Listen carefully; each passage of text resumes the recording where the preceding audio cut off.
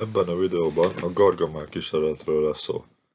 Ezt a kísérletet a CERN-ben végezték 1970 és 1979 között. A kísérlet fő célja az volt, hogy neutrinókat és antineutrinókat észleljenek, ám ennél egy sokkal fontosabb dolgot sikerült elérni. Sikerült felfedezni a gyenge kölcsönhatást, és fontos állomása volt az elektrogyenge kölcsönhatás bebizonyításának és a W, illetve Z bozonok felfedezésének. A kísérletnek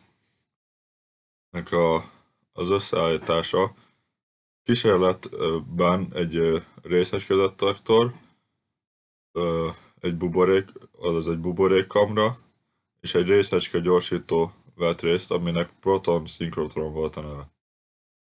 Ezt a kettőt egy 70 méteres cső kötötte össze, amelyben helyet foglalt egy 90 centi hosszú berillium henger, egy mágneses kürt, és az volt ennek a csőrnek a szerepe, hogy a részecskegyorsítóból a 26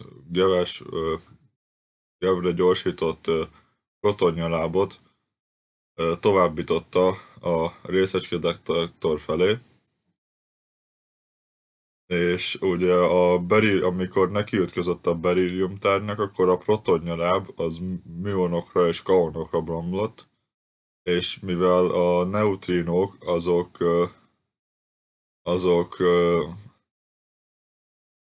azok semleges részecskék, ezért mágneses és elektromos téren nem észlelhetők, ezért szükség volt erre a mágneses kültre, ami ilyen speciális mágneses térrel a másodlagos részecskéket is észlelni tudta, és így ez a neutrinó gyaláb ment tovább a buborékkamra felé, amely arra szolgált, hogy túlfűtött gázzal, ilyen esetben freon segítségével észlelje a szükséges részecskéket.